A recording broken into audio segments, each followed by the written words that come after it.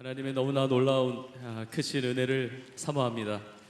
이 자리에 우리 주님께서 함께 계시고 또 우리 성령께서 놀랍게 임재하고 계시고 이 자리에 계신 우리 한 분 한 분의 선교사님들의 삶 가운데 놀라운 기적의 은혜가 임하기를 간절히 축복합니다.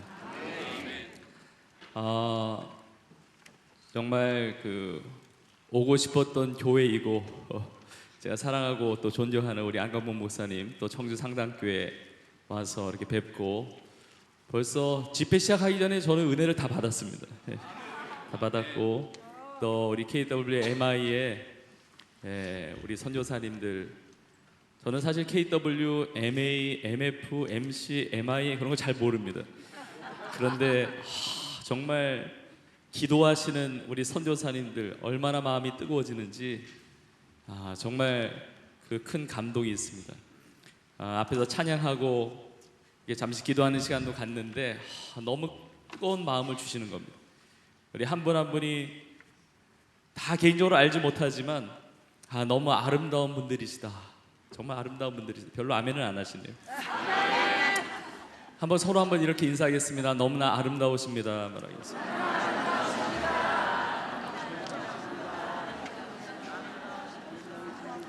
네, 우리 선교사님들은 그래도 진심으로 하시는 것 같아요. 이런 가장 아름다운 사람이 누구입니까? 아름다운 주의 소식을 전하는 자들의 삶이 아름답지 않습니까? 제가 한번 선교사님들 다 귀하게 다 고백하시고 또 귀하게 겸손하게 또 주님 나라 위해서 헌신하며 충성하면서 사시지만 한번 테스트를 해보겠습니다. 이 고백을 진짜 여러분의 진심으로 한다면 여러분은 하나님의 사람들입니다. 그러면 서로 너무나 아름다우십니다 그랬는데 한번 이렇게 한 번 더 인사하겠습니다. 저보다 아름다우십니다. 말하겠습니다.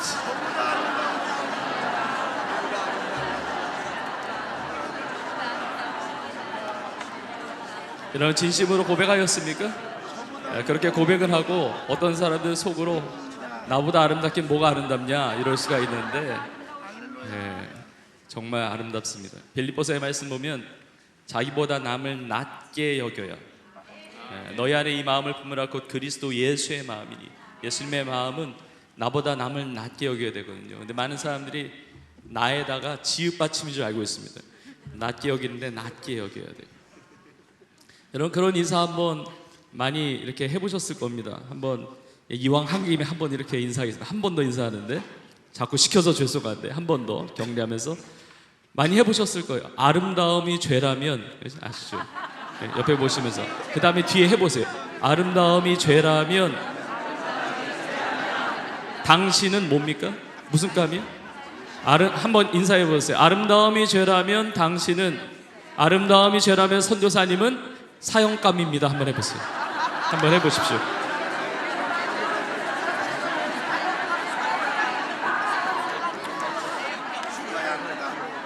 제가 예전에 저희 교회에서 이렇게 집회하고 훈련을 하면서 아름다움이 죄라면 그 다음에 이제 각자 알아서 성도님들 서로 인사하시라고 그랬더니 어떤 성도님은 이걸 잘 이해를 못 하셨나 봐요. 그래서 아름다움이 죄라면 당신은 무죄입니다 그러더라고요. 네, 무죄가 아니고 우리 선교사님들은 기본적으로 무기징역, 그 다음에 다 사형감, 다 아름다운 분들이시라고 믿습니다. 저는 우리 선교사님들 뵈면 너무 큰 감동이고요. 그리고 정말 진심으로 너무 부럽고요. 그리고 너무 감사드립니다. 우리 귀한 선교사님 나오셔서 잠시 동안 간증도 하셨지만 저도 이제 세종안교에서 목회하고 있지만 저희 어머니 쪽으로는 저희 어머니가 외가 쪽에서 처음 예수님 믿으셨고 또 저희 아버지 쪽으로 본다면 제가 이제 4대째 신앙생활을 하고 있고 또 증조 할머니 할아버지 때부터 제가 그분들은 뵐 그런 것들이 없었지만 할아버지 할머니가 장로님 권사님이셨고 또 저희 부모님은 목회도 하셨고 또 선교를 하셨는데 선교사로 사시다가 이번 코로나 기간에 또 하나님의 부르심을 받았습니다. 그래서 그런 이제 마음을 가지고 또 간증도 듣고 기도하게 되었는데 제가 이 말씀 이 단위에 서기 전에 앞에 이렇게 찬양을 부르는데 주님 다시 오실 때까지 나는 이 길을 가리라 이 찬양을 하나님 앞에 이렇게 올려드리는데 너무 큰 눈물과 감동이 오는 것이, 주님께서 제 마음 가운데 음성을 어떤 특별한 어떤 초자연적인 그런 거라기보다는 어떤 이렇게 감동을 주시는데, 이 자리에 모인 선교사님들이 어떤 분이냐, 이 주님께서 이 마음 가운데 이렇게 감동으로 주신 그 말씀을 이렇게 감동으로 주셔서 막 눈물이 나왔습니다. 여기 계시는 선교사님들을 우리 주님께서 이 땅에 살아주셔서 고마워하시는 분들이라. 주님이 지금 천국에서 영원 복락 누리면서 우리 선교사님들 같이 계실 수 있지만, 이 땅의 사명을 위해서 이 땅에 보내시고 사명 감당하게 하시는데, 이 때에 선교를 위해서 버티고 선교를 위해서 복음을 위해서 그렇게 살아주셔서 주님이 너무 고맙다 이렇게 말씀하시는 것 같아서 너무 눈물이 났습니다. 우리 선교사님들은 한국교회가 파송을 하고 또 파송교회, 파송단체 여러 가지 모양으로 자비량으로 또 개인적으로 선교하신 분들도 계시겠지만, 저는 확실히 믿기는 우리 선교사님들이 계시기 때문에 하나님께서 우리나라를 지금도 지켜주시고, 그리고 한국교회를 버리지 아니하시고 또 다음 세대의 새 일을 행하시고 하나님의 놀라운 역사를 여전히 이루어가고 계심을 믿습니다. 우리 선교사님들 한 분 한 분은 너무 귀하신 하나님의 사람들입니다. 이 땅에 의인 10명만 있어도 그 땅을 멸하지 않는다고 소돔과 고모라 땅 말씀하셨는데, 우리 선교사님들 한 분 한 분은 너무 귀하신 분들이세요. 제 친척 중에 젊은 선교사 부부가 있습니다. 그런데 그 선교사님 부부는 캐나다에서 살다가 지금 중동 지역에 가서 가장 어려운 그 이슬람 그 지역에서 선교를 하는데, 참 독특한 것은 무엇이냐면, 이 부부가 선교사로 이렇게 가기 전에 그 자녀를 낳았는데, 하여튼 그게 좀 은사라고 말하기는 좀 그렇지만 자녀를 많이 낳는 뭔가를 받았나 봐요. 제가 알기로는 사모님이 아직도 지금 40을 넘었나 안 넘었나 그러는데 자녀가 8명이에요. 그래서 8명의 자녀를 낳고선 가정 예배 드리면서 기도를 했다고 합니다. 근데 기도하는데 의인 10명만 있으면 나라를 망하게 하지 않는다 그러니까, 우리 가족만 가면 그 나라는 산다, 이 응답을 받고 간 거예요. 근데 이제 거기 가기 전에 한국에 들려서 제가 있는 근방에 오면 이제 밥 한번 사겠다고 그래서 이제 식당에서 이게 있는데, 제가 이제 차 타고 이렇게 가는데 미리 나와서 식당 밖에 기다리고 있는데, 줄 서 있는데, 저는 어느 주일학교가 온 줄 알았어요. 그리고 밥을 먹는데 첫째부터 8째까지 순서를 매기기가 어려울 정도로 연령색도 있고 2살 차이도 있고, 그러니까 위에 있는 아이들이 이제 아래의 아이들이 이제 같이 키우는 거죠. 여러분, 한 나라를 움직이는 것, 어떻게 보면 많은 사람이 필요하지만 한 가정이 필요하고 한 사람이 필요한데, 우리 선교사님들 한 분 한 분은 하나님이 아주 특별하게 그 땅에 심으신 하나님의 사람들로서, 여러분이 기도할 때, 여러분이 복음의 사역을 이룰 때 그 나라가 변화되고 하나님의 진도를 맡고 하나님의 놀라운 복음의 역사가 나타나게 되는 줄로 믿습니다. 저는 이번에 선교 대회가 이제 3박 4일로 이렇게 이루어지는데, 그동안에 이제 많은 귀한 강사분들 통해서 말씀을 들으시고 또 도전을 받으시고 또 은혜를 받으셨겠지만, 선교사님들의 이렇게 중보, 기도하는 이 선교 대회이기 때문에 정말 기도에 대해서 좀 나누고 또 실제로 기도해야 되겠다, 그런 마음을 주셨습니다. 먼저는 여러분, 우리가 기도할 때 하나님이 응답하시지만 이미 여러분이 받을 응답보다도 더 큰 응답을 이미 받았습니다.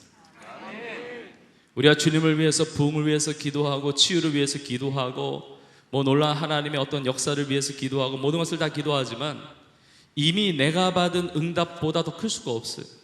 내가 예수님 믿고 구원받고 영원한 생명을 얻고 하나님의 자녀로 거듭나서 오늘 주님 앞에 부름받아도 천국에 들어갈 수 있는 이 놀라운 영생의 축복이, 이 놀라운 구원의 축복이 내 삶에 주신 가장 큰 응답이 되는 줄로 믿습니다.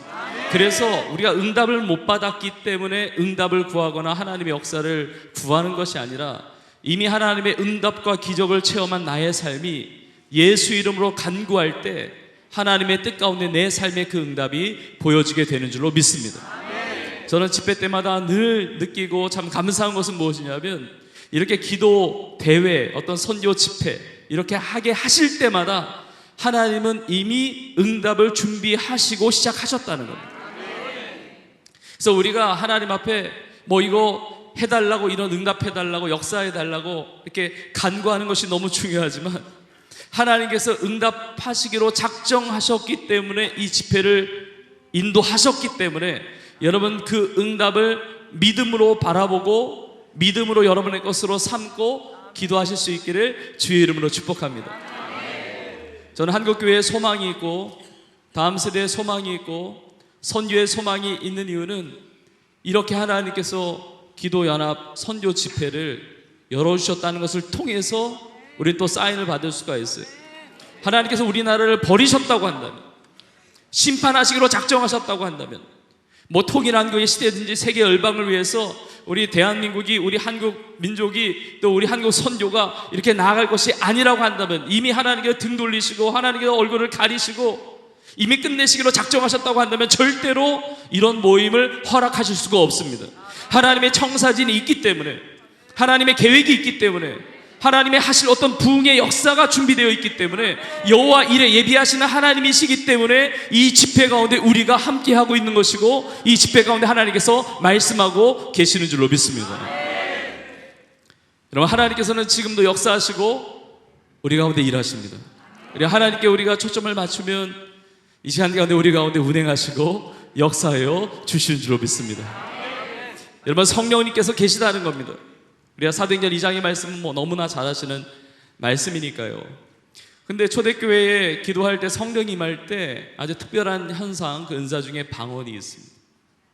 여러분, 방언의 은사는 뭐 받을 수도 있고 뭐 안 받았다고 해서 성령 충만을 하지 않은 건 아니니까요.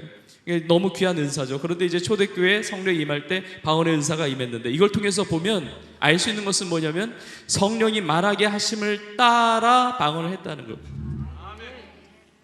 성령이 말하게 하심을 따라. 여러분, 방언을 하는데 내가 만들어서 하는 사람이 있습니까? 그렇지 않잖아요. 그러니까 성령께서 주시는 대로 말을 하는 거잖아요.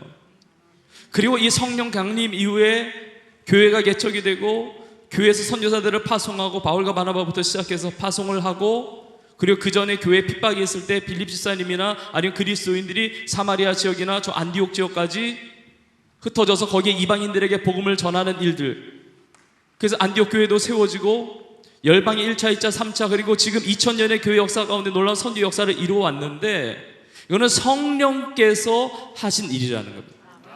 이런 선교라고 하는 것은 성령께서 이끄시는 것이지 나의 힘으로, 나의 능력으로 이끄는 것이 아니라는 겁니다. 이런 성령님은 계십니다. 성령님 우리 가운데 함께 계세요. 우리가 눈에 보이는 인간관계, 또 다른 사람, 이 환경이 눈에 들어올 때가 참 많지만 우리 성령님이 우리와 함께 계십니다. 예전에 저희 교회 어느 성도님이 저에게 오셔서 이렇게 말씀하시는 거예요. 목사님, 제가 꿈을 꿨는데 예수님 꿈을 꿨다는 겁니다. 그러시냐고. 예수님 꿈 좋으셨냐고. 예수님 꿈 꾸니까 좋죠. 그런데 그 성도님이 저에게 그렇게 얘기하시는 거예요. 목사님, 근데 예수님인 건 알겠는데 꿈이니까 직관적으로 알잖아요. 예수님이다, 이게 느껴지는데 예수님이 예수님 같지 않게 나왔다는 거예요. 저는 그게 또 무슨 말인지 몰랐어요. 예수님이 꿈에서 나왔는데 왜 예수님 같지 않게 나왔다는 게 무슨 말인지. 그 성도님이 이렇게 설명하는 겁니다. 꿈에 예수님을 봤는데 예수님이 이렇게 거룩한 모습으로, 깨끗한 모습으로 뭐 다니엘서나 요한계시록에 나오듯이 뭐 빛나고 어떤 거룩한 어떤 불과 같은 그런 모습으로 나타나는 것이 아니라 너무 꾀재재하게 나오셨다. 예수님이 너무 꾀재재. 꿈 얘기니까 너무 긴장하지 마세요. 그분 꿈 얘기예요. 너무 꾀재재하게 나와서 꿈속에서 그렇게 물었다는 겁니다. 예수님 왜 그러고 다니세요? 그랬대. 꿈에서, 꿈 얘기입니다. 꿈에서 예수님이 예수님 같지 않게 막 누추하게 나오고 막 지저분하게 나오고 막 냄새나게 나오고 그러니까 예수님 왜 그러고 다니세요? 근데 예수님의 대답 한마디를 듣고 정신이 번쩍 들어서 잠에서 깼다는 거예요. 예수님이 뭐라고 그러셨냐면 너하고 같이 다녀서 그렇다 그랬지.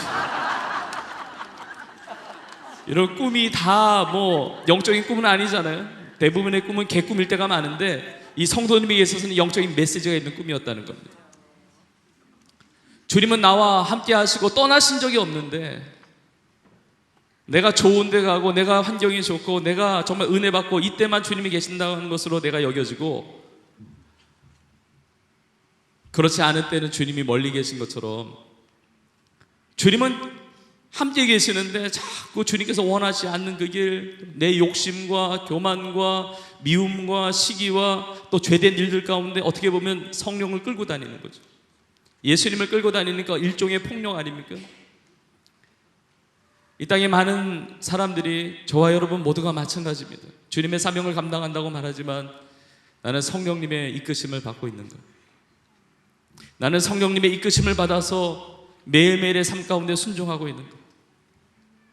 우리 KWMI 기도 모임이 매일마다 우리 선교사님들이 이렇게 새벽에 기도하시고 하루도 거르지 않고 2020년 4월부터 이렇게 기도 모임이 이렇게 시작되어서 하셨다는 말씀을 들었습니다. 정말 매일매일의 누수가 없는 기도의 삶이죠. 근데 내 삶이 정말 성령의 이끄심을 받느냐. 저는 어릴 때 이제 예수님을 믿게 되었고 그리고 성령 체험을 했습니다. 제가 교회를 다닐 수밖에 없는 것이 저희 부모님이 개척을 하셨는데 저 일산 경기도권에 일산으로 가다 보면 이제 능곡이라고 하는 동네가 있는데 거기서 2층짜리 상가의 반지하에서 개척을 하셨는데 저희 집이 교회였고 교회가 집이었습니다. 그러니까 교회를 안 다닐 수가 없어요. 저희 집이 교회니까요. 그러니까 예수님을 믿게 되고 영접하게 되고 성령 체험하게 되고 그 당시에 그 교회 교단이 순복음이었습니다. 나중에 이제 뭐 침례교 진학도 하시고 나중에 장로교 또 목회자로 또 선교사로 부모님이 이렇게 지내셨기 때문에 저도 이제 장로교 교단으로 말하면 그렇게 하지만 사실 뭐 교단이 꼭 중요한 게 아니라 하나님 초교파적으로 역사하시잖아요. 근데 그 당시에 이 막 성령의 뜨거운 은혜와 막 은사를 막 사모할 때였습니다. 저는 방언의 은사를 너무 사모했거든요. 이게 오순절날 성령이 임했을 때 방언의 은사가 왔으니까. 그런데 어떤 분들은 방언의 은사 받으려면은 이상하게 얘기하기도 하더라고요. 방언의 은사 받고 싶으면은 어떤 분은 심지어 이런 분도 있었어요. 할렐루야 아멘을 빨리 해보라고. 그래서 할렐루야 아멘을 빨리 했더니 방언 받은 것 같다고 그러는데 저는 전혀 아니었거든요. 근데 막 해도 안 돼요. 우리 선교사님들이 다 기도하면서 어떤 그런 특정한 어떤 특별한 은사를 받을 수가 있습니다. 너무 귀한 거예요. 자, 그런데 제가 중학교 때 결정적으로 수련회를 갔는데 이 방언이 터져 나온 겁니다. 저는 오늘 이 밤에도 하나님께서 성령의 은사를 우리 선교사님들에게 새롭게 부어주시기를 주의 이름으로 축복합니다. 믿음에는 표적이 따라서 귀신을 내어쫓고 새 방언을 말하며 마가복음에도 나와 있잖아요. 근데 저는 이제 방언을 받으면 정말 어떤 느낌일까? 내 혀가 성령께서 이렇게 통제하시고 내가 알 수 없는 언어가 나온다는 것이 어떤 의미일까? 이게 굉장히 사모가 되는 거예요. 이게 방언의 은사를 받으면 하나님의 살아계심, 성령의 역사하심을 부인할 수가 있을까? 내가 예수님을 믿지만 내가 복음을 위해서 전도하면서도 살지만 이 은사를 받으면 너무 좋겠다, 이런 사모함을 가지고 기도했어요. 근데 진짜 중학교 때 어떤 수련회 어떤 뭐 집회하면서 이렇게 기도하는 시간에 막 방언이 나오는데 너무 기쁜 거예요. 근데 너무 기쁜데 방언이 제가 원하는 식의 방언은 아니었어요. 이제 이게 문제였어요. 저는 굉장히 유창한 방언을 원했거든요. 이렇게 영어 공부 안 해도 되게 영어 비슷한 뭐 불어나 중국어나 뭐 이렇게 뭐 하면 얼마나 좋아요. 차라리 단순하게 방언을 불러주십니까? 어떤 분들이 방언할 때 뭐 랄랄랄라 하기도 하시고 롤롤롤 하기도 하시고, 어떤 기도 모임에서 그런다고 그래요. 주변에 다 방언을 하는데 혼자 못하면 위장한다고 그러더라고요. 랄랄랄라 시시시시 도도도도 레레레 막 다 한다고. 근데 저는 그렇게 원하진 않고 막 하는데 그냥 방언이 딱 터져나오는데 이게 제어할 수가 없어요. 중학교 2학년 때인가 그랬는데 막 이렇게 방언을 하는데 터져나왔는데 뭐라고 방언이 나오냐면은 오라이 오라이 그러는 거예요. 네. 그냥 무한하지만 얘기합니다. 오라이 오라이. 제가 그 방언이 터지면서 오라이 오라이 하는데 제가 순간적으로 이거 하나님이 나를 테스트하시나 고민을 많이 했어요. 왜냐면 제 방언을 들으면 차가 뒤로 갈 것 같은 거예요. 막 야, 오라이 방언 그러면서 하나님이 주셨는데 이걸 선물로 주셨는데 이걸 기뻐 받나 안 받나 이걸 테스트하시나 그러면서 막 고민하면서, 근데 이게 혀가 막 통제를 하시니까, 성령이 통제를 하시니까 막 나오는 거예요. 오라이 오라이 막 나오는 거예요. 그러니까 한편으로는 기쁘고 한편으로는 이게 고민이 되고, 한 오라이 방언을 한 시간 반을 했습니다. 그래서 눈을 떴더니 그날의 장면이 아직도 기억에 남습니다. 이렇게 의자가 있는 방이 아니고 이렇게 온돌 이런 그 방이었는데, 이미 제 친구들은 다 기도 끝나고 다 끝났고 불 켜져 있고 저 구석에서 컵라면 끓여 먹고 있는 거예요. 근데 컵라면 끓여 먹고 제가 기도 끝나니까 저를 쳐다보는데 그 눈빛을 아직도 잊을 수가 없어요. 그 눈빛이 그 정도 방언은 나도 한다. 그러니까 나는 이거 하고 싶어서 하는 게 아닌데 이게 막 계속 나오는 거예요. 여러분, 제가 방언한다고 그러면 절대로 오라이라고 안 합니다. 제가 만들면 절대로 이렇게 안 해요. 네? 우리 속일 수도 있습니다. 막 유창하게 하는 것처럼 할 수도 있습니다. 근데 성령이 그렇게 하니까 어떻게 할 수가 있겠어요? 생각나서 말씀드리는데, 작년에 12월에 그 중남부 아프리카 이렇게 선교사님들 대회가 있어가지고 거기 이제 이렇게 섬기고 왔는데 제가 이제 집회하고 말씀을 나누다가 어떻게 이제 요 방언에 대한 요 얘기가 이렇게 나왔어요. 이게 이렇게 오라이 오라이 하게 됐다 뭐 이렇게 했는데 그 다음날 어느 선교사님이 저한테 오셔가지고 그러는 거예요. 저는 평생에 제가 어릴 때 그 방언을 받고 그다음에 평생에 한 번도 생각하지 못했는데 그 선교사님이 그러시는 거예요.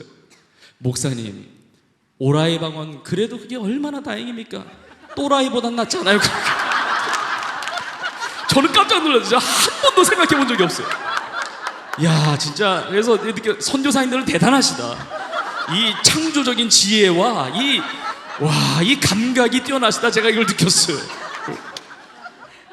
그래서 이제야 감사해요. 저는 그 방언을 주셨던 게 너무나 감사합니다. 근데 제가 그 방언을 받은 다음에 제가 감사했던 건 뭐냐면은 이게 같이 기도할 때 이걸 할 수가 없는 거예요. 너무 창피해가지고 민망해가지고. 그래서 그때부터 골방으로 들어가기 시작했어요. 그래서 골방 기도가 무엇인지, 개인적으로 기도할 때 방언이 나오잖아요. 제가 말씀드린 것은 무엇이냐면, 성령께서 초대교회 제자들이, 그 초대교회가 이루어지기 전에 120명의 제자들이 그 다락방에서 기도할 때 성령이 만하게 하심을 따라 말했다고 했을 때 그 언어를 붙잡으신 것은, 사실 언어라고 하는 것은 삶 전체를 붙잡는 것입니다. 여러분, 인생이 정리가 된 사람은 정리된 언어가 나와요. 마음이 정로되고 질서가 되면 말이 질서된 말이 나옵니다. 마음이 악하면 악한 말이 나오고 악한 삶을 살게 되는 거예요. 그 언어라고 하는 것은 내 삶 전체를 보여주는 겁니다. 여러분, 우리는 진리를 어디에 담습니까? 언어에 담는 것입니다. 우리 복음을 전할 때 어떻게 전하죠? 언어로 전하는 것이죠. 어떤 메시지를 전달하잖아요. 그러니까 내 언어를 장악하셨다는 것은 내 삶 전체를 장악하셨다는 것인데, 여러분, 방언의 은사도 그러한데 내 삶 자체가 정말 성령께서 이끄신 대로 살아가느냐, 성령께서 내 삶에 원하시는 그 방향으로 가고 있느냐. 저는 중학교 때 방언을 받았지만 그거는 은사니까요. 그건 나중에 나타나는 것이지만, 저는 초등학교 때 성령 체험을 했는데 성령 체험하고 나서 바뀐 것이 무엇이냐면 저도 모르게 복음을 전하게 된 것입니다.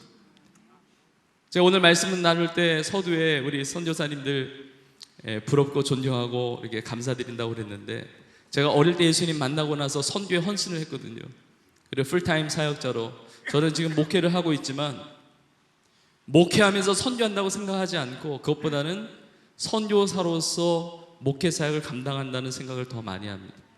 그래서 저는 황덕영 선교사로 섰다고 생각하고 그렇게 불러주셔도 아무 상관이 없어요.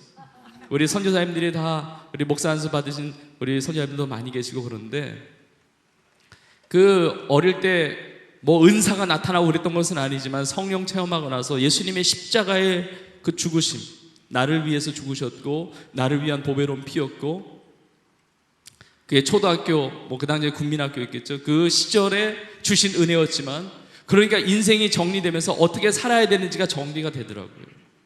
그러면서 주님을 위해서 살고 싶습니다. 그리고 지금도 생각해 보면은 어떻게 그런 고백을 했을까 싶은데 성령께서 그렇게 하셨던 것 같아요. 주님을 위해서 살고 싶고 만약에 나의 영원한 천국에서의 삶이 가장 영광스러운 삶이라고 한다면 그 영광스러운 삶을 위해서 이 땅에서 순교해야 된다면 순교하고 싶습니다. 이런 고백을 할 정도로. 그리고 이제 공부를 하는데 그때 뭐 바른 생활, 뭐 슬기로운 생활 이런 거 뭐 그렇게 아이들 배우잖아요. 배우는데 진짜 그런 고민을 했었어요. 내가 이런 거 배워서 뭐 하나? 내가 복음을 아는데 내가 저 선교지에 가서 복음 전하면 예수님 믿고 돌아오면 주님이 더 기뻐하지 않을까 이런 고민을 할 정도로 성령이 임하니까 이렇게 말을 하게 되더라고요. 제가 내곡리라고 하는 시골에서 이렇게 자라났는데 만나는 사람마다 복음 전하게 되는 겁니다. 친구에게도 복음 전하고 선생님에도 복음 전하고 어느 날 저희 어머니가 오셔서 그럽니다. 선생님이 이렇게 학부모 상담을 하잖아요. 근데 상담하고 오셔서 그렇게 얘기하세요. 야, 선생님이 그러는데 너는 학교에 공부하러 오는 게 아니라 전도하러 온다고 그러더라. 정말 오고 가는 모든 사람에게 제가 전도에 대해서 배웠던 게 아닌데 뭐 그 당시에 뭐 훈련받고 그런 것이 아닌데 성령의 은혜로 뜨거우니까 막 복음을 전하게 되더라고요. 아주머니들, 아저씨들 많이 전도했고 할아버지, 할머니들 가다가 만나면은 이게 안전하면 안 될 것 같은 거예요. 한 번은 선생님이 5분 자기소개 시간 줄 테니까 준비해 오라고 숙제를 내주시는데 집에 돌아갔는데 가슴이 떨려서 잠이 안 오는 겁니다. 친구들 앞에서 말한다는 것이 긴장돼서 그런 것도 있지만 이상한 생각이 드는 거예요. 하나님께서 이게 선생님이 나에게 주신 숙제가 아니고 하나님께서 선생님을 통해서 내가 아이들 앞에 서서 나를 이야기할 수 있는 기회를 주셨는데 이 시간에 복음을 안 전하면 저주가 임할 것 같은 거예요. 그런 이상한 생각이 드는 거예요. 그래서 창피하지만 창피하는 게 죽는 것보다는 괜찮으니까 이렇게 전하게 됐던 기억이 돼요. 지금 생각해 보니까 이게 하나님께서 하셨던 것 같습니다. 어떤 할아버지를 만났는데 예수님 교회 다니시냐고 그러니까 안 다닌대요. 그래서 할아버지 그렇게 사시다가 돌아가시면은 지옥 가니까 예수님 꼭 믿으시라고 구원받으시라고 전도했고 어느 아주머니 전도하는데 교회 다니시라고 그러는데 끝까지 안 당한다고 그래요. 보통 이제 애가 이렇게 얘기를 하면 그래도 귀여워서라도 그래 내가 교회 다닐게 이렇게 한마디 정도 해줄 수가 있는데 절대 안 당한다고 그래요. 저도 그냥 끝까지 쫓아갔죠. 교회 다니시라고 예수님 믿으시라고. 근데 거의 집에 가까이 오셨나 봐요. 그 아주머니가 얘기하는 겁니다. 알았어 이제 교회 갈 테니까 빨리 가 그러시는 거예요. 나중에 보니까 저희 동네 무당이셨어요. 그 무당에게도 이렇게 복음을 전했던 그런 기억이 있습니다.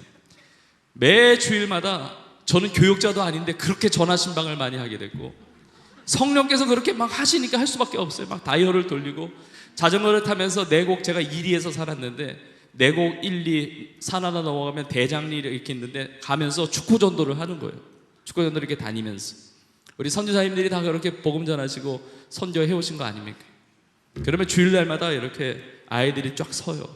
딱 일렬로 딱 서면 교회에서 차가 오면 거기다 타고 또 그냥 가지 않고 예수님 찬양 인도하고 그리고 교회 가면은 근데 좀 인격은 좀 이렇게 서서히 좀 이렇게 성령의 열매는 좀 서서히 맺어지는 것 같아요. 지금도 제가 잘 이해는 안 되는데 그렇게 전도해서 왔는데도 교회 안에서 찬양 소리가 저보다 더 크든지 좀 튀면 교회 못 나오겠으니까 이게 잘 이해가 안 돼요.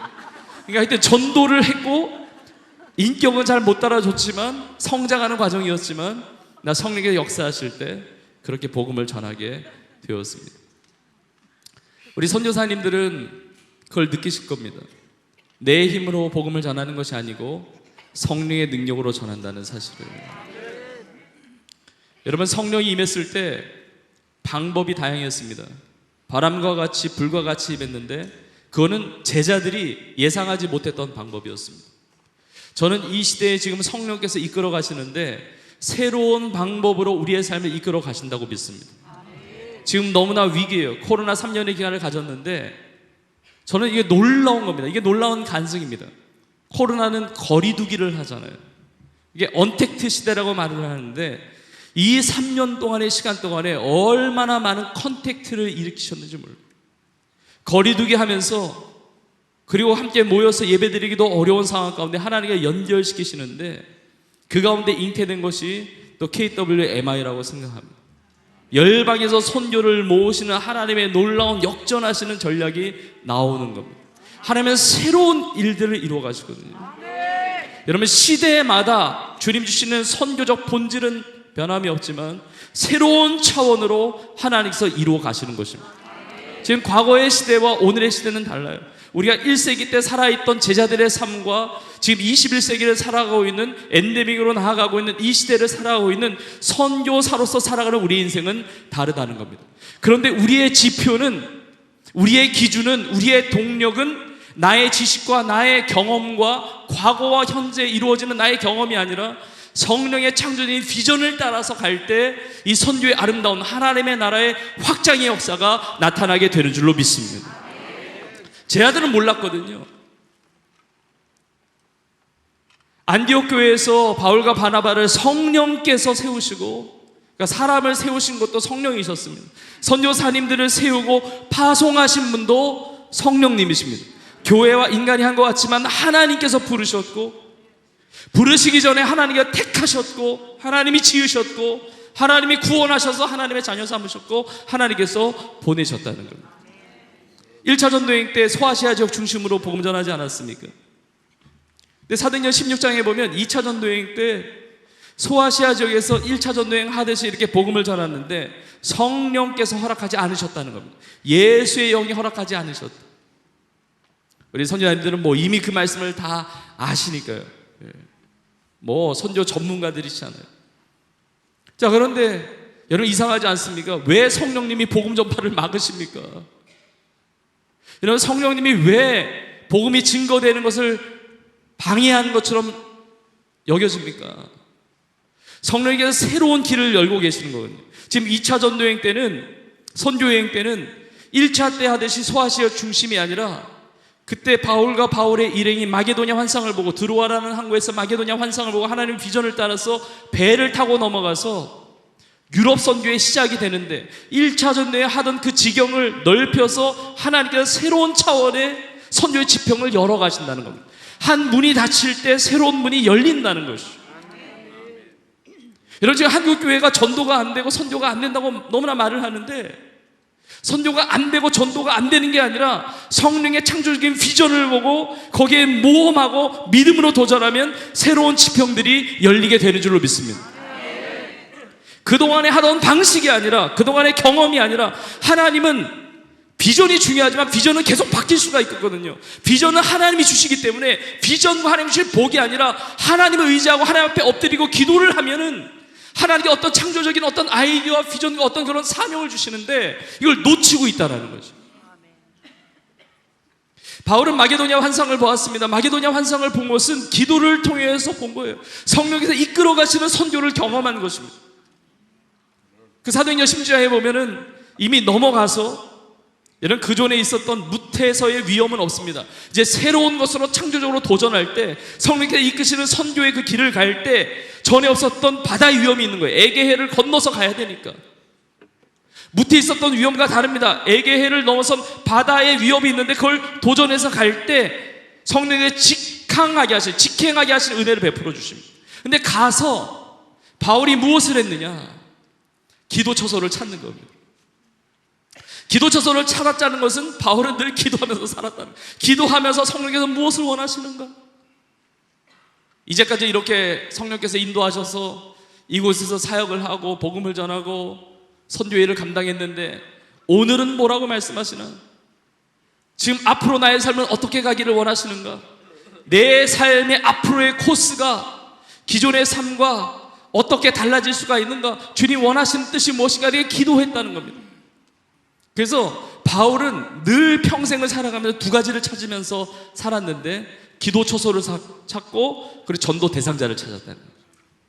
근데 보통 때는 1차 때는 회당이 있었는데 회당이 없는 겁니다. 그러니까 기도하러 강가로 가는 겁니다. 기도하러 강가로 갔는데 뭐 장소가 중요한 게 아니라 기도하기 위해서 그 한적한 곳을 찾아서 갔겠죠. 그러니까 강가로 갔는데 기도하는 삶의 여정 가운데 여인들을 만나게 되고 가운데 만났던 루디아. 그 루디아의 집에서 빌립보 교회가 시작되었다고 말하지 않습니까? 기도를 통해서 만남이 이루어져요. 내가 만나고 싶은 사람이 있지만 하나님께서 주선해 주시는 만남이 있습니다. 이번에 우리 선교사님들의 만남도 그런 만남이 되는 줄로 믿습니다. 이게 만남의 축복을 경험하는 것이에요. 근데 귀신 들린 그 여종을 치유하는 일로 빌립보 감옥에 들어갔는데 빌립보 감옥에서도 바울은 놀라운 것이 신라와 함께 찬양과 기도를 합니다. 기도를 절대로 놓치지 않습니다. 그 한밤중에 매를 맞고 힘들고 지쳐서 쓰러져서 누워있을 수밖에 없는데 찬송과 기도를 해요. 기도할 힘이 안 났는지 찬송했을지도 모릅니다. 근데 찬송이 기도로 바뀌었을지는 몰라요. 그 최고의 고통의 현장, 그 어둠의 현장이 기도하니까 하나님의 나라의 현장이 되는 겁니다. 여러분, 기도하는 순간 최악의 현장이 최고의 축복의 현장으로 바뀌게 되는 줄 믿습니다. 기도하는 순간 하나님의 임재를 경험하는 순간이 돼요. 하나님의 역사가 나타나는 하나님의 뜻이 이루어지는 그 현장이 된다는 것입니다. 감옥, 풍랑 아무 상관없어요. 내가 무릎을 꿇는 순간 하늘이 열리면서 하늘의 은혜가 임하는 놀라운 축복의 현장이 된다는 것입니다. 그러니까 기도하다가 하나님의 기적을 경험하는 겁니다. 옥토가 흔들릴 줄 어떻게 알았습니까? 지진이 날 줄 어떻게 알았습니까? 근데 옥토가 흔들리고 지진이 나더니 착고가 다 풀려지고 그 감옥문들이 다 열려지고 근데 그 죄수들은 다 도망가는데 바울과 실라는 도망가지는 않는 겁니다. 왜냐하면 지금 여기서 나가는 게 중요한 게 아니라 성령의 뜻이 중요하니까, 하나님의 뜻이 중요하니까. 왜 이것을 여셨을까? 왜 이렇게 착고를 풀어주셨을까? 나의 마음은 빨리 벗어나야 되지만 그때 간수가 눈에 들어오는 겁니다. 기도하면서 한 영혼이 눈에 들어오는 겁니다. 그 간수는 바울과 실라가 감옥에 들어오지 않으면 복음에 대해서 들을 수 없는 영혼이었던 것 같아요. 하나님께서 바울과 실라를 감옥에 들어가게 하시면서 이 간수를 보게 하셨고, 이 간수가 그 앞에 무릎을 꿇으면서 선생님이 우리가 어떻게 하여야 구원을 얻으리까? 그때 놀라운 메시지를 선포하지 않습니까? 16장 31절에 주 예수를 믿으라, 그리하면 너와 내 집이 구원을 받으리라. 그날의 간수가 다 구원을 받는 겁니다. 그 가정이 구원을 받아요. 기도하면서 놀라운 만남과 그 만남 가운데 놀라운 구원의 역사가 나타나게 되었다는 겁니다. 그 가정을 변화시키는 놀라운 역사가 나타났다는 겁니다. 1차와 2차가 다르다는 겁니다. 2차와 3차도 달라요. 여러분, 3차 때는 대표적인 지역이 에베소 지역이었는데, 여러분, 에베소 지역에서는 회당에서 복음을 전하다가 박해가 너무 강하니까 그 전에는 회당에서 복음을 전했는데 성령의 이끄심을 따라서 기도하는 사람이었으니까 강당을 빌리는 겁니다.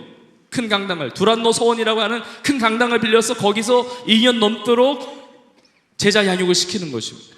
그리고 그 지역에 주의 말씀을 듣지 않은 자가 없을 정도로 놀라운 역사가 나타난 것입니다. 기존에 하던 방식과 달랐다는 것입니다. 나중에 바울이 가이사랴에서 2년 동안 붙잡힌 다음에 하나님의 때가 되어서 이제 배를 타고 로마를 향해서 갑니다. 2년 동안 언제 재판이 끝날지 몰랐습니다. 아그리파 왕부터 벨릭스 총독, 베스토 총독 이렇게 거쳐가면서 도대체 이게 언제 끝나는 거야? 그런데 하나님의 딱 때가 되니까 성령이 그 길을 열어주셔서 아드라무테노라고 하는 배를 타고 가는데, 거기서 이제 그 미양이라고 하는 항구에 있다가 이제 겨울을 지내야 되는데, 이제 알렉산드리아라는 배라 이제 갈아탄 거죠. 276명이 다 탔는데 베니스라고 하는 큰 항구로 가려고 하는 거예요. 사람들은 가려고 하는 겁니다. 그런데 바울은 기도하는 사람이니까 성령께서 주신 어떤 감동이 있는 거예요. 이거 가면 안 된다. 이거 큰일 난다. 뭔가 큰일이 이루어지겠다. 이게 영적인 감각이 있는 거예요. 그런데 배에 탄 사람들은, 바울은 미결수의 신분이니까 기도하는 사람이라는 것을 모르는 거예요. 성령의 사람이라는 것을 모르는 겁니다. 선장과 선주의 말을 더 듣는 것입니다. 선장과 선주는 리더들이죠. 배의 주인이요, 배에 이끄는 사람이요. 율리오라고 하는 백부장이 타고 있습니다. 지금 바울은 그냥 매여 있는 사람이에요. 근데 바울은 기도하는 사람이니까 영적인 감각, 영적인 센스가 있는 거예요. 그러니까 베닉스 가면 안 되는데 사람들이 베닉스로 가는 거예요. 가다가 유라굴로 광풍을 만나요. 하여튼 성령의 사람의 그 감각대로 살지 않으면 고생을 하는 거예요. 근데 유라굴로 광풍을 만나는데 거의 해가 보이지 않고 그 다음에 구원의 여망마저 없어졌을 때, 여러분, 바울이 그 풍랑 가운데 그 밤에 주의 사자의 음성을 듣습니다. 그래서 사람들 앞에 서서 일어나는 것입니다. 여러분이요, 두려워하지 말아라. 주의 사자가 내 곁에 서셔서 말씀하셨다. 바울아, 두려워하지 말라. 너가 구원받을 뿐만 아니라 너의 배에 탄 사람 다 죽지 않는다. 그리고 너가 가이사 앞에 서야 하리라.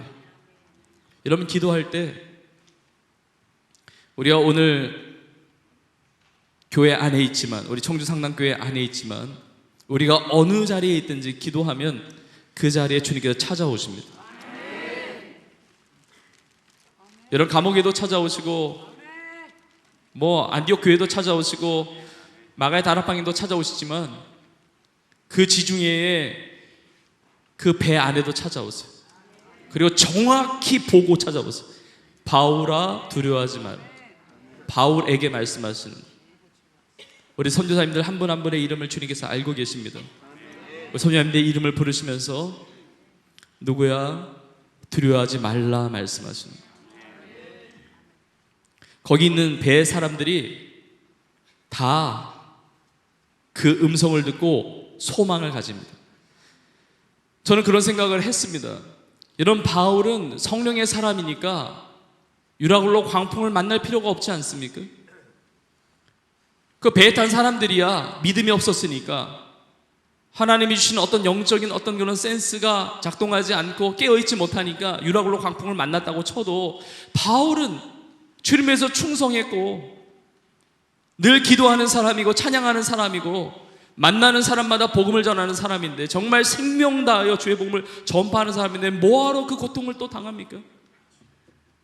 근데 놀라운 사실을 발견했는데, 여러분, 유라굴로 광풍 안에서 하나님께서 하신 작업이 있습니다. 여러분, 그전에는 바울의 말을 아무도 들어주지 않았어요. 근데 유라굴로 광풍 가운데 주님의 음성을 듣고, 그리고 이제는 바울이 그들 모두를 구원하는 리더로, 지도자로 하나님께서 세워주신 것. 광풍이 지나갔는데, 여러분, 고난과 어려움이 지나갈 때 인생이 마이너스가 되는 인생이 있습니다. 코로나 기간을 보내면서도 선교 사역에 쪼그라들고, 그리고 목회든 어떤 사역이든 삶이든 마이너스가 되는 인생이 있지만, 그 광풍을 지나갈 때 하나님께 플러스 되게 하는 인생이 있다는 거예요. 기도하게 되면 하나님께서 전화위복, 역전의 역사를 이루어 주시는 줄로 믿습니다. 이 바울이 그랬다는 거예요. 270 나머지 5명이 바울의 말을 듣고 처음에는 매워가지고 배에 맨 마지막에 탔는데 그 다음에는 맨 처음에 내려오는 거예요.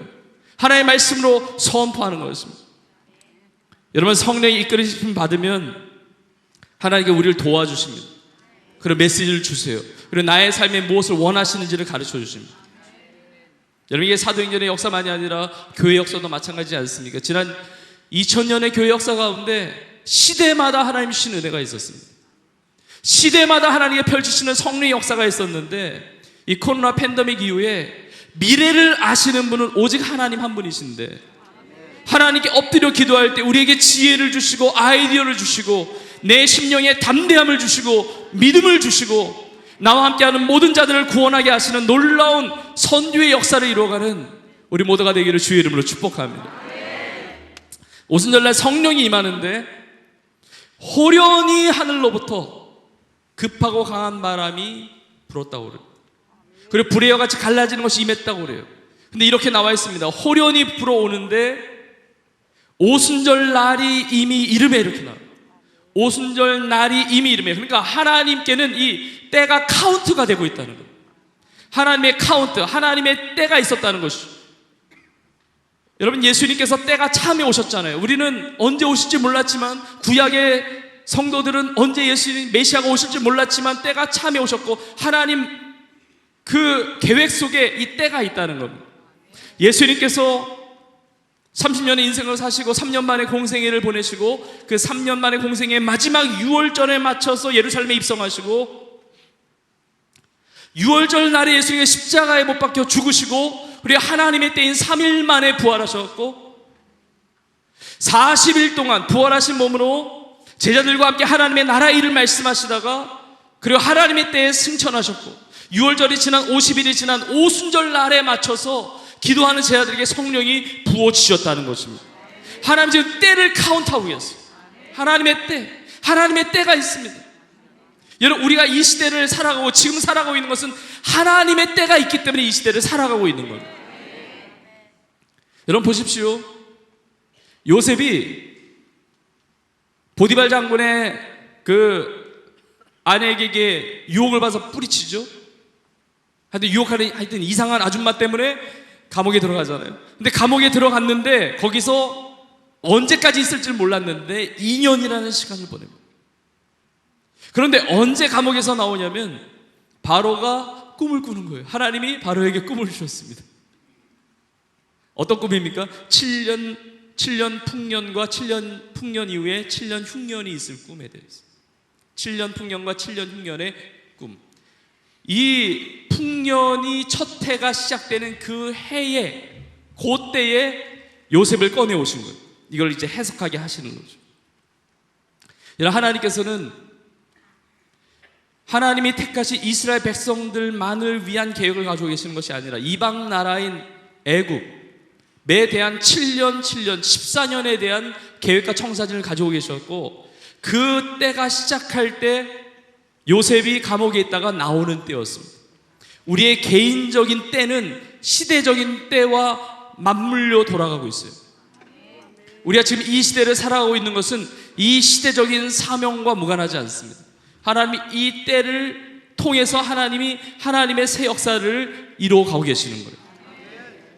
그런데 이 때가 어떤 크로노스적인 연대기적인 때가 아니라, 기도할 때 하나님의 뜻이 이루어지고 하나님의 어떤 선교적 역사가 이루어지는 카이로스의 때로 임하게 된다는 거예요. 여러분, 요한계시록 8장에 보면 성도의 기도가 향연이 되어서 하나님 보좌 금양로에게 채워집니다. 성도의 기도가 향연이 돼요. 여러분, 기도는 절대로 땅에 떨어지지 않습니다. 기도한 것으로 치자, 응답받는 걸 치자, 이게 아니고, 기도는 반드시 예수 이름으로 믿음으로 기도할 때, 간절히 기도할 때 기도는 향연이 되어 하나님 보좌 앞에 올라가게 되는 줄로 믿습니다. 오늘 우리가 드리는 이 모든 기도도 하나님 앞에 이미 올라간 것이고, 그리고 우리의 기도가 앞으로도 계속 올라가게 될 것을 믿습니다. 근데 이 향연이 올라갔을 때 그 금양로의 성도들의 기도가 이 향연과 더불어 채워지는데, 그때 7 나팔의 심판이 시작이 되는데, 7 나팔에 대한 해석은 뭐 여러 가지 신학적인 관점에 따라 다르지만, 분명한 것은 역사의 하나님의 놀라운 챕터들이 새롭게 시작이 된다는 거예요. 여러분, 기도하면 역사의 챕터들이 넘어가요. 여러분, 2022년에서 2023년이 됐는데 우리가 달력을 한 장 넘겨서 12월 달이 1월이 된 것도 있지만, 기도하지 않으면 절대로 챕터가 안 넘어갑니다. 기도하지 않으면 가정도 그대로의 가정이에요. 기도하지 않으면 교회도 그냥 그 교회예요. 기도하지 않으면 그 나라도 그냥 그 나라입니다. 기도하지 않으면 내 삶도 그냥 그러한 삶이에요. 아마 그렇게 평생을 살다가 죽는 사람도 많아요. 근데 기도를 하면 챕터가 지나간다는 거죠. 하나님의 역사의 장들이 넘어간다는 겁니다. 제 아들이 기도할 때 이 역사의 챕터들이 넘어가는 거예요. 바울이 기도할 때 1차, 2차, 3차, 그리고 로마에서 새방에서까지, 그 다락방에서 성령이 임했지만 마지막에 로마에서 28장에 보면은 로마의 그 새방에서 아무도 주목하지 않는 그곳에서 하나님의 나라의 그 말씀을 선포하면서 하나님의 챕터들이 넘어갔다는 것이. 저는 이 시대에 우리나라를 통하여, 이 한국교회 선교를 통하여, 우리가 세계교회 이 놀라운 마지막 시대의 선교를 향하여 우리의 기도를 사용하여 주셔서 하나님 나라의 챕터들이 넘어갈 수 있기를 주의 이름으로 축복합니다. 기도하지 않으면 절대로 넘어가지 않아요. 근데 기도하기 때문에 넘어가는 겁니다. 여러분, 어떻게 보면 우리가 누리고 있는 이 선교적 부흥과 선교적 은혜는 뭐 여러 가지 위기도 있고 문제도 있고 뭐 여러 가지 고민도 있고 다 있겠지만, 이거는 우리의 믿음의 선조들, 믿음의 선배들, 믿음의 부모님들의 기도 가운데 챕터들이 넘어간 겁니다. 그래서 우리가 맛보고 있는 이 선교적 열매라는 것은, 이 선교적 어떤 유업이라고 하는 것은 어떻게 보면 내가 받을 상급이 아닐 수도 있어요.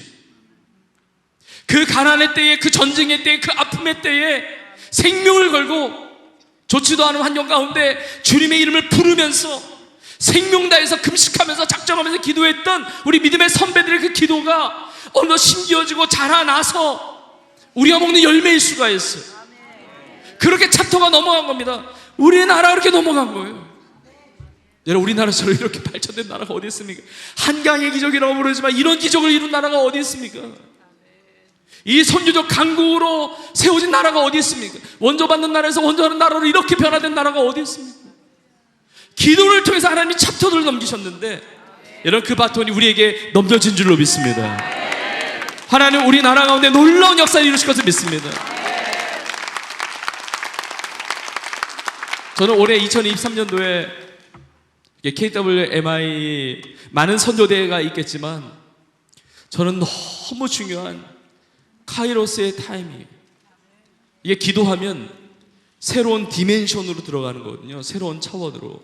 이게 날짜 개념이 아니고, 그 기도하는 그 한순간이 하나님의 보좌를 움직일 뿐만 아니라 역사의 향방을 바꾸는 놀라운 일들이 일어납니다.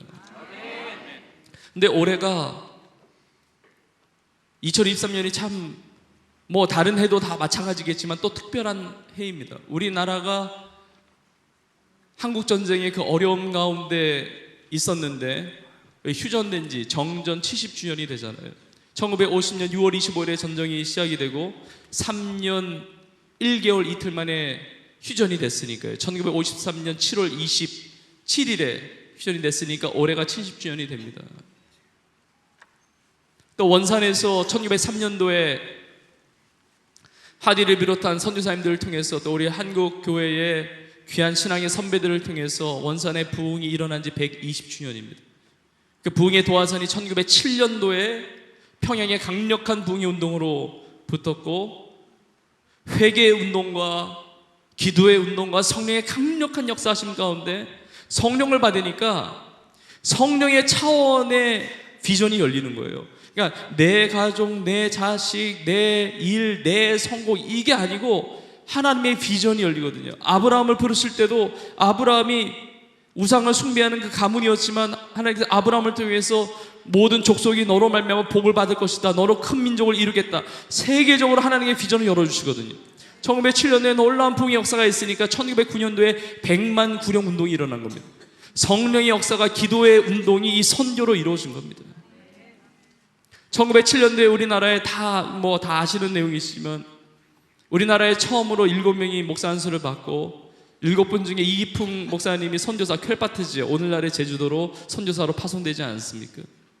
한국교회는 처음부터 선교사를 파송하고, 그리고 그 일제 치하 시대 때도 많은 선교사를 파송하고, 1907년도에 평양 동노회가 시작이 되면서 거기서 7명이 안수받고 선교사로 파송할 때 하나님 큰 복을 주시니까 1912년도에 총회가 설립이 되고 13년도에 선교사를, 이렇게 선교사를 파송하는 우리나라를 하나님께서 얼마나 복 주셨는가. 그래서 일제 치하 시대인데 1913년도에 중국 산동성에 세 가정을 파송하지 않습니다.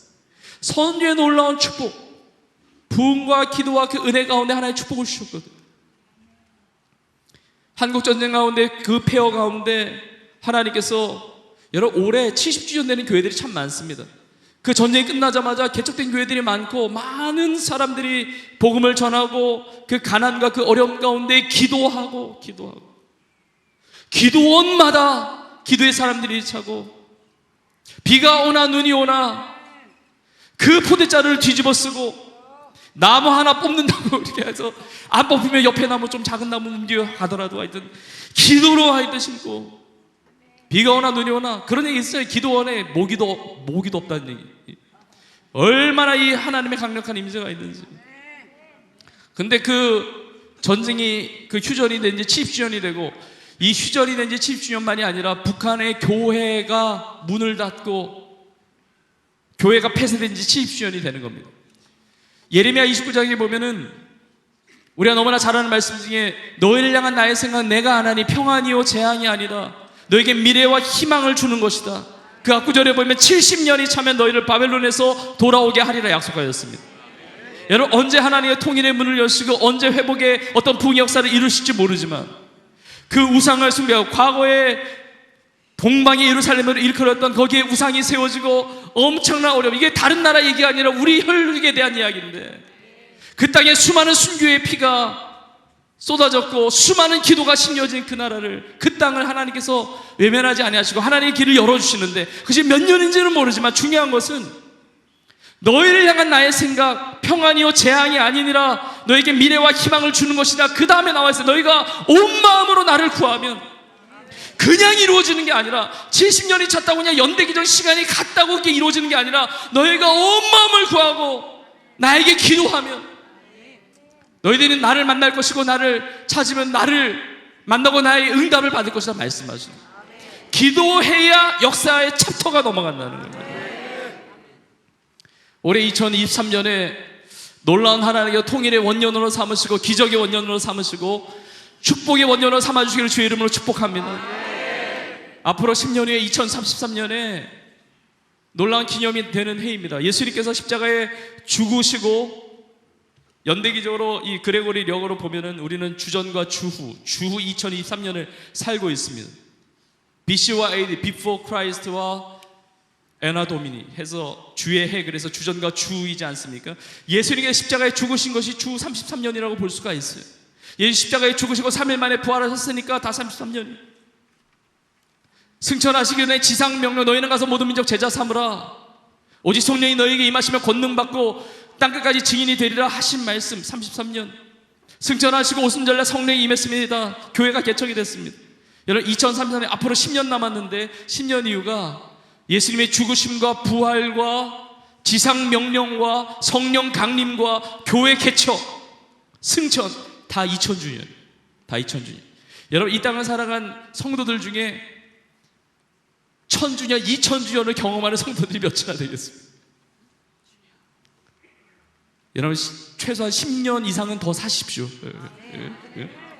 그 2000주년 어떤 그런 시간 개념이 중요하다는 게 아니라 그 날짜 숫자가 중요하다기보다는 여러분 앞으로 주님께서 이 지상 명령에 하신 2000주년이 나오는 이 10년이 놀라운 축복의 이 기간이 되는데 이게 황금 타이밍이에요.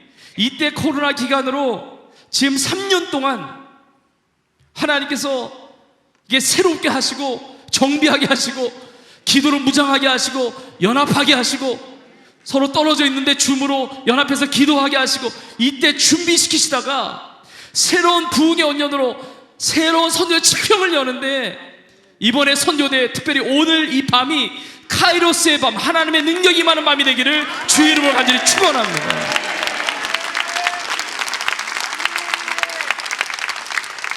여러분 마지막 시대의 때에 대한 성경의 예언이 참 많습니다. 다니엘서에 보면은 한때, 두때, 반때가 지나기까지 이 성도를 괴롭히는 이 환란의 때가 있습니다. 우리가 그런 때를 살아갈 수가 있습니다. 요한계시록에도 보면 42달 동안 성도와 교회가 핍박을 당하고 고난을 당하지만 이게 다 선교적 시대거든요. 선교의 시대예요. 한때와 두때와 반때, 이게 세때 반이죠. 3년 반. 저는 이게 성경이 그렇게 뭐 이렇게 1대1로 이렇게 매칭이 되는 것은 아니지만 이게 기도하면서 우리가 그런 느낌을 가져요. 제가 교회에서 이렇게 성도님들이나 청년들이나 또 이제 많은 분들 이렇게 뵐 때마다 느끼는 것은 무엇이냐면 코로나 기간이 어려움이었지만 지난 3년간의 기간이 어려움이었지만 엄청난 영적인 갈망을 부어주셨다는, 엄청난 영적인 어떤 그런 사모함을 하나님 부어주셨다는, 여러분 그렇지 않다면 이렇게 모일 수가 없습니다. 우리 선교사님들이 이렇게 하나 돼서 기도할 수가 없어요.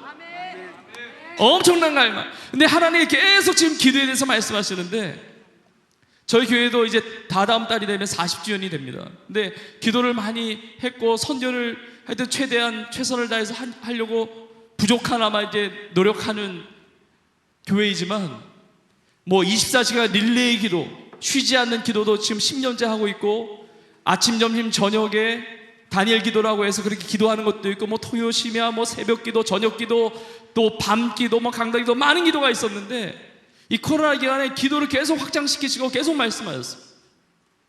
기도 특공대도 세우고, 지금 저희에게 기도 특공대원들이 많은데 지금 이 시간을 위해서 선교사님들 위해서 지금 중보하고 있습니다. 지금 이 시간대에 중보하고 있어요. 그리고 지금 많은 성도들이 기도에 헌신을 하고 40주년을 앞두고 다음 달부터는 40일 동안 전주에 릴레이 금식 기도를 합니다. 이 정도 기도 가지고 안 되고, 한 사람이 40일 금식 기도하는 건 쉽지 않을 수 있어도 릴레이로 전 성도가 기도하고, 이 하나님이 자꾸 기도의 사인을 주시는 거예요. 기도할 때 하나님이 역사를 이루신다고. 여러분 올 한 해가 정말 특별한 한 해예요. 이제는 저 종교성이, 과거에 18세기 그 해안선 선교 시대, 19세기의 저 내지 선교, 그 다음에 미전도 종족 선교와 지금 뭐 전문이 많은 것들이 이야기하지만, 종족과 민족을 넘어서 그 방언, 랭귀지까지 그 모든 트라이브까지 다 들어가는 이 선교의 시대를 하나님이 열어가시는데, 열왕기상 17장 18절 이렇게 보면은, 여러분 엘리야 시대 때 아합과 이세벨의 시대 가운데 3년 반 동안 비가 안 왔습니다. 여러분 마지막 시대에 굉장한 박해와 어려움이 있지만 놀라운 하나님의 초자연적인 역사가 일어나는 어떤 사인과 같은 그런 시대였어요.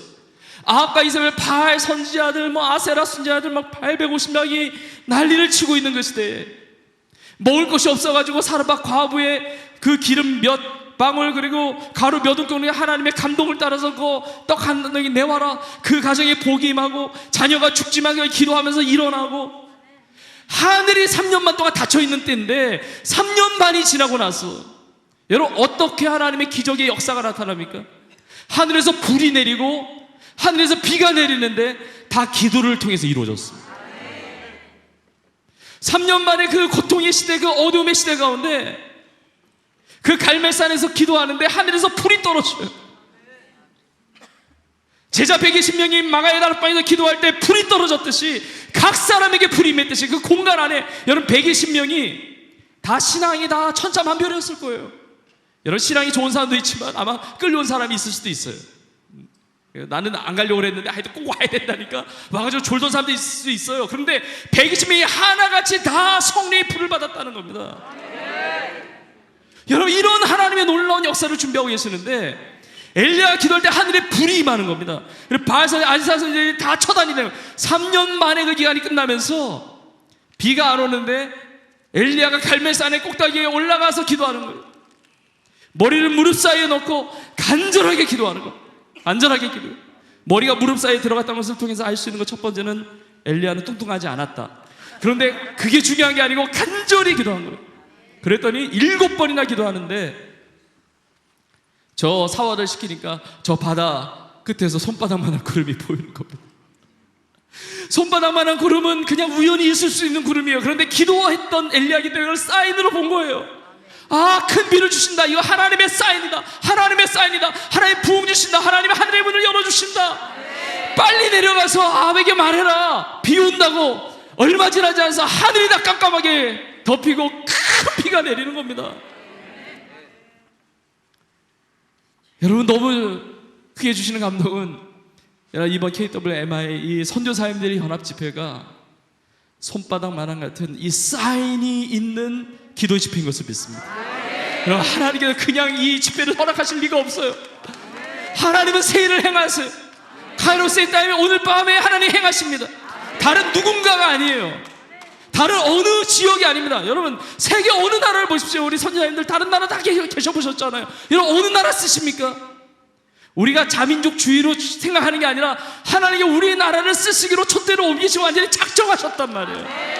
근데 기도 아니면 살 수가 없으니까 선교사님들을 부르셔가지고 한국교회 사랑하라고, 다음 세대 사랑하라고, 제발 일어나라고, 저 풍경 땅에 죽어가는 영혼들 살려야 되니까 제발 기도하라고 모아주시고 모아주신 거예요. 살려주시려고 모아주셨습니다. 기도하라고 모아주셨어요. 하나님의 역사를 이루실 것이기 때문에 모아주신 줄 믿습니다. 여러분, 제가 한국에 오기 전에 이제 어느 정도 말씀 맞추고 이제 기도를 하는 시간을 가지려고 합니다. 제가 한국에 온 지 10몇 년이 됐는데, 한국에 올 때 그래도 한국에 교회로 가니까 하나님 그래도 하나님 주신 어떤 마음이 있어야, 어떤 비전이 있어야 뭐 갈 바를 알지 못하고 가더라도 하여튼 마음을 주셔야 가지 않습니까? 이렇게 기도하는데, 작정 기도할 때 하나님이 주셨던 마음이, 한국교회가 심장이 멈춰져 있는데 그 심장을 다시 뛰게 할 두 가지를 준비해놨다, 이런 마음을 주셨어요. 뭐 다양한 응답이 있으실 수 있지만 저 개인적으로는 기도할 때 마음을 주셨는데, 하나는 북한이고 하나는 디아스포라다, 이런 마음을 주셨어요. 한국에 심장이 깨어져 있는데 이게 심장 박동기로 이걸 깨워야 되잖아요. 스스로 깨어나기 어렵잖아요. 그러니까 북한이라는 것을 통해서 하나님이 깨워주시고, 근데 요즘에 기도하는데 하나님 어떤 마음이시냐면, 북한이 열리기 전에 대한민국과 열방에 언더그라운드 철치를 세우신다, 이런 마음을 감동을 주셨어요. 여러분, 북한에만 언더그라운드 철치가 아니라 그 파트너가 될 수 있고 이 순교적 영성을 가진 언더그라운드 철치들이 일어난다는 거예요. 그 선교적 교회가 일어난다는 것입니다. 근데 북한에 있는 교회와 차이점은 무엇이냐면, 북한에 있는 교회는 지키는 교회였어요. 순교적 신앙으로 지킨 거예요. 생명을 걸고 지킨 것입니다. 근데 나가서 전도한 적이 없어요. 선교한 적이 없습니다. 선교 훈련을 받아본 적이 없습니다. 근데 한국교회에 있는 하나님의 세우시는 선교적 교회와, 그리고 그런 언더그라운드 철치, 열방에 세우는 선교적 교회들은 순교적 영성을 가지면서도 나갈 수 있는, 정말 선교의 확장을 위해서 쓰임받을 수 있는 그런 언더그라운드 철치라는 거예요. 여러분, 주님께서 세우시는 교회는 음부의 권세가 이기지 못할 것이다. 마태오 16장에서 베드로가 주는 그리스도시와 살아계신 하나님의 아들이니라 이 고백을 할 때 교회에 대해서 말씀하셨잖아요. 음부의 권세가 이기지 못할 것이다. 음부의 권세는 문이에요. 게이트예요. 여러분, 문이 이기지 못한다는 거, 교회가 문이 이기지 못한다, 이게 무슨 의미입니까? 여러분, 문은, 한번 질문하겠습니다. 여러분, 문은 공격하기 위해서 있는 겁니까? 지키기 위해서 있는 겁니까? 지키기 위해서 있는 거죠. 그러니까 교회는 음부의 권세가 이기지 못한다, 음부의 문이 이기지 못한다는 것은 음부가 교회를 공격해 들어오는 게 아니라 교회가 공격해 들어간다는 겁니다. 음부가 수비를 못한다는 거예요. 지옥의 문이 깨어진다는 겁니다. 확장되는 거예요. 선교적 지경이 넓어진다는 거예요. 그런 시대 가운데 우리가 살고 있다는 것입니다. 근데 북한을 통해서 깨우고 디아스포라에서 깨우는데, 여러분, 지금 이 코로나 기간에 놀라운 역전의 현상들이 일어나고 있습니다. 그리고 하나가 뭐냐면, 여러분, 한국교회가 우리 선교사님들을 후원하고 돕고 섬기고 힘을 주고 다 하는 것이지만, 지금 한국교회는 선교사님들을 필요로 하고 있습니다. 선교사님들의 기도를 통해서, 선교사님들의 선교적 메시지를 통해서, 선교 선포를 통해서, 그 믿음의 도전을 통해서 한국교회와 다음 세대를 깨우고 계십니다. 그래서 한국교회는 선교사님들을 귀하게 여겨야 돼요. 선교사님들이 계시기 때문에 지금 한국교회를 하나님께 보호하고 계시는 거예요. 다음 세대를 지금 지키고 계시는 거예요. 지금 다음 세대가 지금 놀랍게 일어나고 있습니다. 많은 모임들과 새로운 부대로 준비돼서 놀랍게 역사되고 있고, 하나님 앞에 놀랍게 헌신하고 있는 놀라운 하나님의 운동들이 있어요. 여러분의 기도를 통해서 이루어지는 것입니다. 우리 선교사님 통해서 이번 선교대회를 통해서 놀라운 카이로스의 타임, 하나님의 놀라운 부흥과 놀라운 선교의 역사, 이 민족이 복음으로 하나 될 뿐만 아니라 마지막 시대에 저 땅끝까지 복음을 전파하는 이 마지막 시대의 놀라운 일들을 감당하는 귀한 기적의 집회요, 귀한 여러분의 삶이 될 수 있기를, 우리의 삶이 될 수 있기를 주의 이름으로 간절히 축원합니다. 주님의 때와 주의 방법 우리는 다 알지 못해요. 바람처럼 임할지, 불과 같이 임하실지, 아니면 비둘기같이 성령이 임하실지, 그거는 하나님의 영역입니다. 그러나 하나님의 때와 하나님의 방법을 붙들고 이걸 돌파할 수 있는 것은 기도입니다. 기도. 여러분, 마지막으로 이 말씀 학원 마치는데, 여러분 어디서부터 시작하느냐, 저를 한번 따라해 보시겠습니까? 기도는 나로부터 시작한다. 부흥은 나로부터 시작된다. 하나님의 역사는 나로부터 시작한다. 여러분 믿으십니까? 여러분, 열방이 다 부흥이 임했다고 그래도, 야, 저기 땅끝까지 저 미전도 종족 거의 뭐 7천 종족에서 5천 종족, 그 다음에 지금 1,000 종족, 지금 뭐 10개밖에 안 남았대, 이런 부흥이 임했을 때라도 내 인생이, 내 마음이 기도하지 않고 부흥이 임하지 않으면 그거는 부흥이라고 말할 수가 없습니다. 그러나 이 세대가 완전히 무너져 있고 망해져 있고 뭐 마른 뼈같이 막 널브러져 있고 완전히 그 3년만 동안에 엘리야가 경험했던 그런 아픔의 그런 시기라고 할지라도 내가 기도하고 내 삶에 먼저 하나님의 부흥을 경험하게 되면 이 시대적인 부흥은 나를 통해서 이미 시작된 줄로 믿습니다. 우리 선교사님을 통해서 그런 부흥들이 시작된 줄로 믿습니다. 이번 집회를 통해서 하나님의 이 카이로스의 놀라운 선교의 역사가 우리의 삶을 통해서 영광스럽게 일어나게 될 줄로 믿습니다. 우리가 사도행전의 이 오순절에 마가의 다락방에 임했던 이 성령의 역사를 보았습니다. 성령께서 이끄시는 선교, 내가 이끌어가는 삶이 아니라 이 시대를 향한 시대적인 때와 하나님께서 주시고자 하시는 놀라운 계획들이 있습니다. 1차, 2차, 3차, 또 2000년의 교회 역사 다르고 또 2023년 이렇게 선교 대회로 모이시고 앞으로 10년 2000주년이 되는 그 해, 아니 그 넘어서 주님 다시 오시는 그날까지 하나님께서 우리의 기도를 받으시기를 원하십니다. 우리가 구할 것은 주여 성령께서 나의 삶에 임하셔서 내 삶이 이 시대에 그 불을 받았던 그 제자들과 같이, 이 시대에 정말 과거의 엘리야와 같이, 이 시대에 과거의 바울과 같이 하나님 나의 삶을 사용하시고 우리 모두를 사용하여 주시옵소서. 하나님 아버지, 우리 기도 가운데 응답하심을 믿습니다. 하나님의 능력이 임했음을 감사합니다. 하나님의 불과 같은 바람과 같은 성령의 임재가 우리 가운데 함께함을 믿고 감사를 드립니다. 아버지, 우리 선교사님들의 삶을 긍휼을 베풀어 주시고 사랑해 주시고 도와주시고 책임져 주옵소서. 주님만이 나의 삶의 모든 것입니다. 주님만이 나의 모든 것이 되십니다. 하나님, 주님을 위하여 살아가는 이 복음의 삶, 선교사의 삶 가운데 하나님의 은혜가 넘치게 하옵소서. 하나님의 응답이 보여지게 하여 주옵소서. 부르짖을 때마다 응답을 경험하게 하옵소서. 크고 은밀한 일을 내게 보이리라 기도할 때마다 보여지는 은혜가 있게 하여 주시옵소서. 하늘로부터 보시는 놀라운 초자연적인 하나님의 역사가 우리 선교사님들에게 임하기를 원합니다.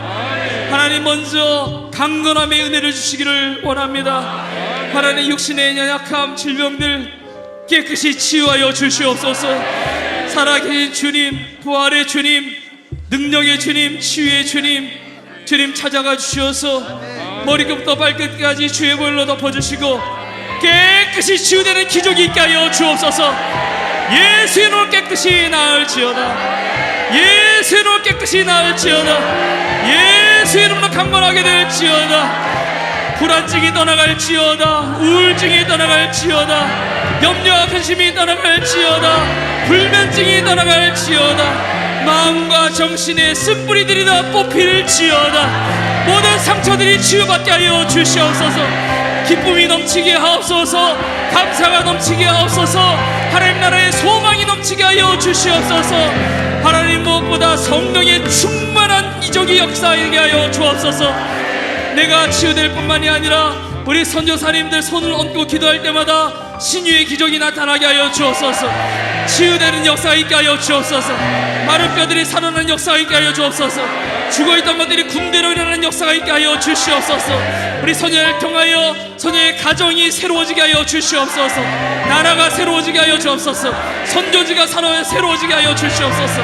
하나님 아버지, 특별히 이번 선교 집회를 통하여, 대회를 통하여 하나님의 카이로스의 타임에 하나님 이렇게 기도하게 하심을 믿사오니 올 한 해가 이 시간대로 이후로 하나님의 새로운 기적들이 나타나게 하여 주옵소서. 올 한 해가 부흥의 원년이 될 줄로 믿습니다. 통일의 원년이 될 줄로 믿습니다. 기적의 원년이 될 줄로 믿습니다. 저 천국에 우리가 들어가는 그 순간까지 이 땅에 살아가는 그 수많은 세월 남은 인생 가운데 하나님의 임재, 하나님의 통치, 성령께서 이끄시는 능력의 선교의 삶을 살아가는 우리 모두가 되게 하여 주시옵소서. 하나님의 선교사님들을 통하여 이 나라를 지켜주심을 감사합니다. 다음 세대에 소망을 주신 것을 감사합니다. 선교사님들 무릎 꿇고 기도할 때마다 우리 선교사님들의 자녀들이 주님 앞에 믿음으로 돌아오게 하시고 새로운 헌신을 하게 하시고 우리 선교사님들의 자녀들을 통하여 다음 세대를 깨우는 기적의 은혜가 있게 하여 주옵소서.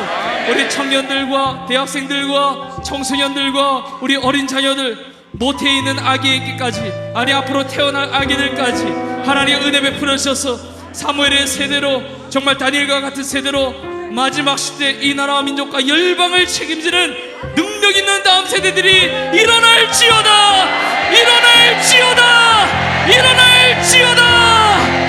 우리 선교사님들의 기도를 통하여 한국교회가 새로워지게 하여 주옵소서. 선교적인 DNA가 깨어나게 하여 주옵소서.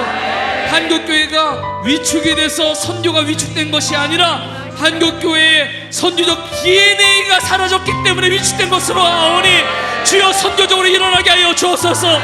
생명 걸고 전도하며 복음 전하며 살려내는 선교적 교회들로 일어나게 하여 주시옵소서. 하나님 아버지, 우리 선교사님들의 기도를 통하여 북한의 복음의 문이 열려지게 하여 주시옵소서. 1903년도에 원산에 임했던 부흥, 1907년도에 평양에 임했던 부흥, 하나님 이 청주 땅을 비롯하여 저 서울과 수도권 온 나라 방방곡곡 저 북녘 땅에도 하나님의 부흥이 임할지어다, 하나님의 복음이 임할지어다. 하나님의 순교의 빚값으로 세워진 수많은 무너진 교회들, 지하교회 언더그라운드 철치들이 지상교회로 서게 하여 주옵소서. 우리 시대 가운데 보게 하여 주시옵소서. 하나님, 남과 북이 복음 안에서 하나 되는 놀라운 통일의 원년으로 이 때를 삼으시는데, 하나님 우리 선교사님들의 기도를 통하여, 우리 한국교회 선교사님들을 통하여 세계 열방의 선교사님들을 이끌고 섬기고 기도하고 저 열방 땅끝까지 복음이 들어가지 않은 저 미전도 종족, 저 개척 선교지 저 땅끝까지 모든 종족과 저 언어들에게까지 복음이 전파되게 하셔서 주님 다실 때 그날을 아름답게 준비하며 예배하는 은혜가 있게 하여 주시옵소서. 하나님 아버지, 오늘 이 기도회가 끝이 아니라 날마다 이 땅을 살아가는 동안에 기도를 결단하고 기도로 살기를 원합니다. 우리 선교사님들이 기도할 때마다 하나님의 역사의 챕터들이 넘어가는 것을 경험하게 하여 주시옵소서. 오늘 주님 앞에 부름받아도 영원한 천국, 영원한 생명을 얻으며 살아가는데 이미 영생의 구원의 축복을 받고 이미 가장 큰 응답을 받은 우리가 이 땅을 살아가는 동안에 우리의 생명 아끼지 않고 주의 복음을 위하여 끝까지 믿음으로 승리하는 우리 모든 선교사님들이 다 되게 하여 주시옵소서.